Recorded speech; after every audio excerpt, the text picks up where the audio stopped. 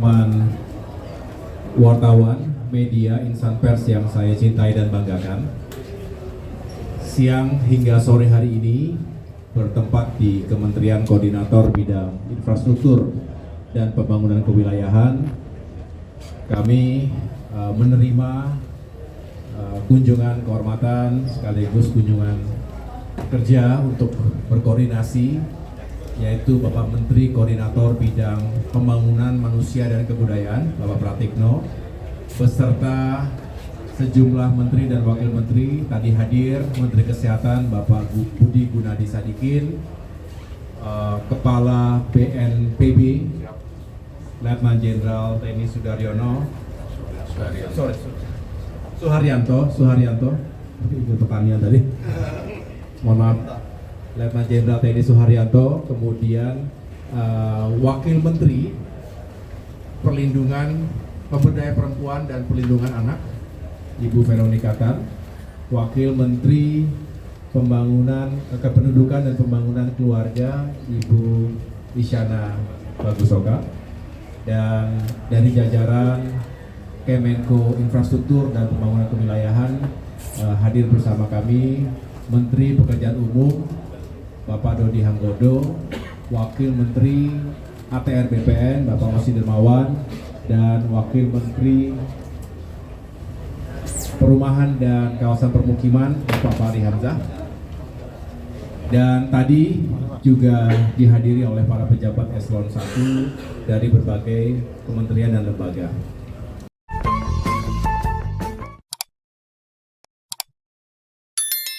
Agenda sore hari ini terkait dengan infrastruktur yang dibutuhkan untuk mendukung program-program Kemenko PMK. Di antaranya adalah terkait dengan mitigasi bencana alam. Jadi tadi dipaparkan oleh Kepala BNPB berbagai potensi bencana alam secara nasional dan apa saja yang dibutuhkan untuk memitigasi, mengurangi jumlah korban baik manusia maupun material. Ini juga penting karena infrastruktur harus benar-benar bisa menjawab kebutuhan untuk penyelamatan manusia, baik jika terjadi bencana, yaitu rehabilitasi dan rekonstruksinya, tetapi yang lebih penting adalah bagaimana kita bisa melakukan langkah-langkah preventif. Kita tahu bahwa Indonesia adalah negara yang rentan terhadap berbagai bentuk bencana alam, dari gunung meletus, gempa bumi, banjir, tsunami, kekeringan, kebakaran, dan lain sebagainya. Itu semua membutuhkan langkah-langkah yang cepat, dan infrastruktur juga harus semakin resilient terhadap potensi bencana alam tersebut. Yang kedua tadi isunya terkait dengan bagaimana kita bisa meningkatkan kualitas hidup, artinya membantu Kementerian Kesehatan agar sebisa mungkin kita mencegah stunting, mencegah penyakit yang menular dan penyakit yang berbahaya akibat lingkungan. Karena 24% tadi disampaikan kasus-kasus kesehatan secara nasional itu diakibatkan oleh faktor lingkungan, terutama air bersih dan udara. Sekali lagi, infrastruktur punya kepentingan untuk menjawab faktor lingkungan dan membantu agar masyarakat bisa hidup lebih sehat, terutama juga dari aspek sanitasi, kebersihan, dan lain sebagainya. Termasuk tadi juga kita membicarakan bagaimana ke depan ada rumah-rumah bersama, ruang-ruang bersama yang semakin hijau, yang semakin sehat dan ramah bagi perempuan, anak, keluarga, dan penyandang disabilitas, termasuk juga lansia yang kita harapkan juga dukungan infrastruktur yang semakin ramah terhadap mereka semua bisa membuat kehidupan lebih baik lagi. Demikian yang dapat saya sampaikan. Saya mempersilakan kepada Bapak Menko PMK. Terima kasih. Terima kasih Pak Menko Infrastruktur.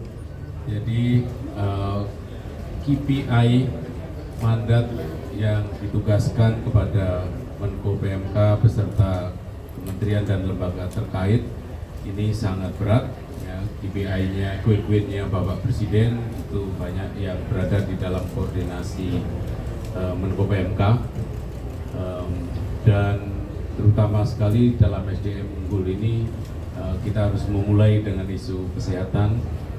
Prevalensi stunting harus diturunkan, resiko TBC juga harus diturunkan, kemudian perbaikan masyarakat. Pak Presiden juga punya program makan bersih gratis. Jadi ini adalah fondasi utama dari SDM unggul, selain juga tentu saja pendidikan dan lain-lain.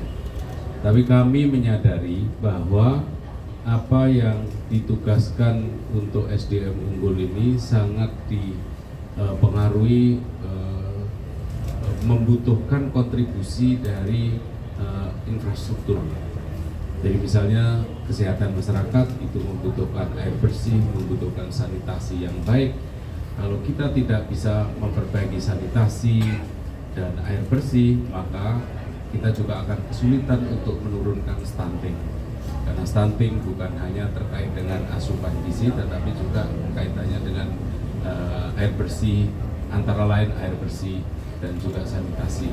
Nah, oleh karena itu kami mohon bantuan. Jadi saya mengajukan permohonan aduensi bersama-sama dengan menteri terkait kepada Pak Menko Infrastruktur agar mohon kiranya di dalam program kerja tahun 2025 ini beberapa agenda pembangunan SDM unggul itu mendapatkan dukungan yang lebih besar dari kementerian-kementerian di infrastruktur. Jadi tadi saya sebutkan mulai dari sanitasi, air bersih, dan banyak lagi termasuk tadi yang disebutkan itu rumah bersama yang dimana menjadi tempat berkumpulnya masyarakat untuk membuat agenda-agenda bersama. Yang juga kami tadi tekankan betul kaitannya dengan kebencanaan. Jangan sampai masyarakat sudah menabung, mengalami peningkatan status ekonomi, kemudian menjadi turun lagi karena tidak tertangani karena menghadapi bencana. Banyak sekali, apakah itu kita tahan terhadap gempa, kita lebih mampu mengurangi risiko dari gempa, kita mampu mengurangi risiko dari tsunami, kita mengurangi risiko dari bencana hidrometeorologi, apakah itu longsor, apakah itu banjir, dan lain-lain. Nah, itu juga membutuhkan dukungan dari infrastruktur. Kami menyadari selain dukungan infrastruktur, memang ini juga terkait dengan kesadaran masyarakat, dukungan dari Pemda itu menjadi sangat penting. Bukan hanya pusat, tetapi pemerintah daerah sampai ke level desa juga harus bersama-sama untuk menuntaskan permasalahan ini. Jadi nanti kaitannya dengan masyarakat itu juga membutuhkan dukungan dari lembaga-lembaga sosial dan juga lembaga pendidikan. Di dalam pertemuan ini kami tidak mengajak Pak Mendikti dan Pak Mendikdasmen, karena ini juga agenda yang kita bahas ini sudah banyak sekali.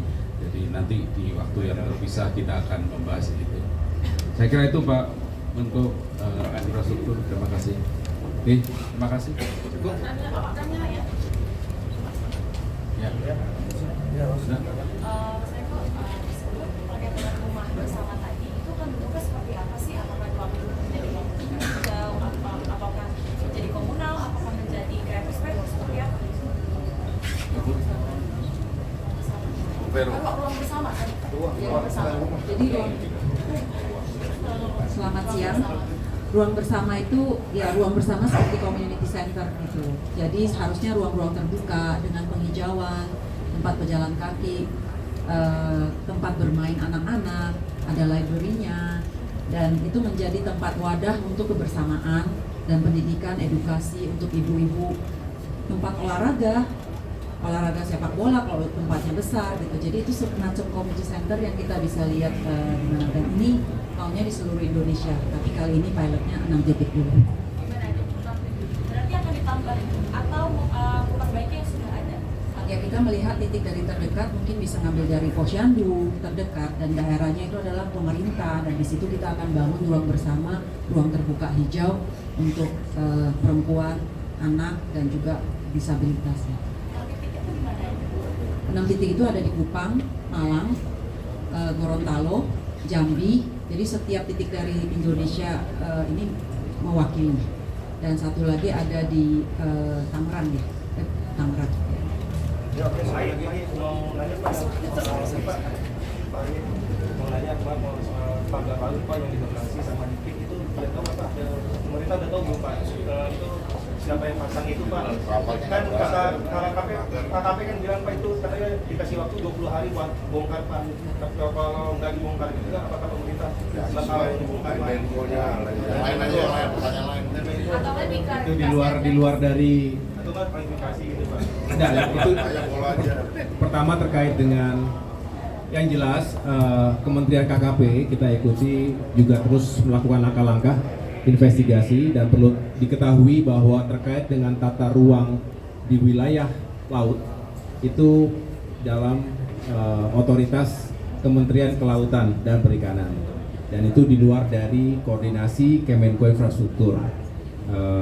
Namun demikian ya kita cermati bersama, kita ikuti, karena saya tidak ingin gegabah untuk menyampaikan karena sedang diinvestigasi secara bersama-sama termasuk juga oleh pemerintah daerah setempat, sehingga jelas statusnya apa, karena ya memang kita ingin meyakinkan dalam setiap aspek kehidupan ya semua harus taat pada hukum, tidak boleh ada kegiatan apapun yang di luar dari aturan dan hukum yang berlaku.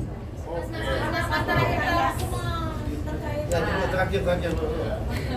Ada pertanyaan untuk Mas Ahaye dan juga Pak Prati. Kalau untuk Mas Ahaye kan kemarin sempat ke Jatim untuk meninjau beberapa stadion supaya berstandar FIFA. Ya. Nah, padahal di satu sisi juga kita mau ada agenda besar di bulan Maret soal GBK, tentunya kan masih jadi masalah terus. Itu didorong juga nggak sih terkait rumput GBK yang selalu jadi catatan? Itu buat Mas Ahaye. Kalau buat Pak Prati, kita ada banyak. Kalau buat Pak Prati, ini kan sebentar lagi puasa. Kemarin kan katanya mau membahas soal libur Ramadan anak sekolah, itu sudah ada keputusannya atau belum? Terus yang kedua soal siswa yang SD tunggak itu, Pak, itu udah dibahas dan udah ada solusinya belum terkait dengan SD tunggak duduk di lantai? Terima kasih. Oke, saya jawab dulu ini ya. Yang pertama yang soal SD itu sudah diselesaikan, dan kita sudah menyampaikan, karena itu bukan hanya terkait dengan Kementerian Pendidikan tapi juga dengan Pemda. Jadi kasus itu sudah tertangani dan kita juga sudah menyiapkan mekanisme supaya hal-hal serupa tidak terjadi lagi. Yang kedua kaitannya dengan liburan ya, terkait liburan puasa ya. Kebetulan nanti malam kami ini kan terkait juga selain Mendikdasmen, ini terkait dengan Pak Menteri Agama. Pak Menteri Agama sedang di Arab Saudi untuk urusan haji. Jadi nanti malam kami menyelenggarakan rapat hybrid, ada yang hadir secara langsung dan hadir secara vikon dengan Pak Menak untuk membahas pembinaan. Kita akan sampaikan segera. Terima kasih. Terakhir tadi ya, menjawab pertanyaan dari Putu ya. Benar sekali, kenapa kami juga harus telaten dan rajin untuk mengawal program-program atau proyek-proyek pembangunan dan atau revitalisasi fasilitas sarana olahraga di berbagai daerah. Ini juga sangat menyangkut harapan dari Bapak Presiden Prabowo Subianto, SDM unggul dan berprestasi diantaranya melalui prestasi olahraga, karena olahraga itu membentuk karakter dan juga daya saing bagi kita semua, termasuk bagi bangsa. Oleh karena itu, mengapa saya juga concern bersama dengan Menteri PU dan semua yang terkait agar perbaikan stadion olahraga, termasuk yang kemarin kami hadir secara langsung di Sidoarjo, itu di Gelora Delta Sidoarjo, yang saat ini sudah hampir tuntas, dalam arti hampir 100%. Itu revitalisasi yang juga signifikan, yang akhirnya bisa menghadirkan sebuah stadion, sebuah lapangan sepak bola yang berstatus atau berskala internasional dengan approval dari FIFA dan diharapkan bisa segera digunakan untuk ajang-ajang internasional. Ini tidak hanya di Sidoarjo, tidak hanya di Jawa Timur, tapi di berbagai daerah di Indonesia. Karena sekali lagi, jika kita ingin meningkatkan prestasi olahraga, apalagi di kancah dunia atau kancah internasional, maka kita harus fokus juga pada infrastruktur olahraga tersebut. Dan termasuk GBK tentunya, GBK adalah salah satu landmark kebanggaan kita.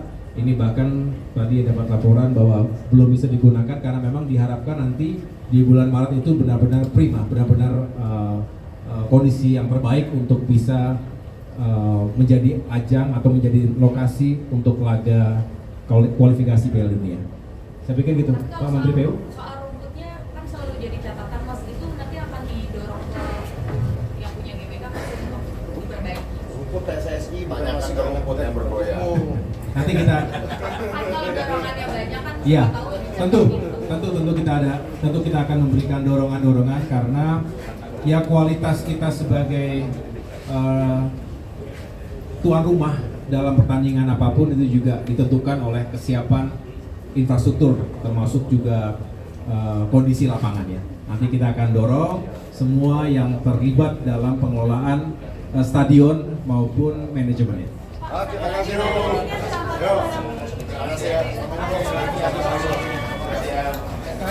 Terima kasih ya teman-teman ya.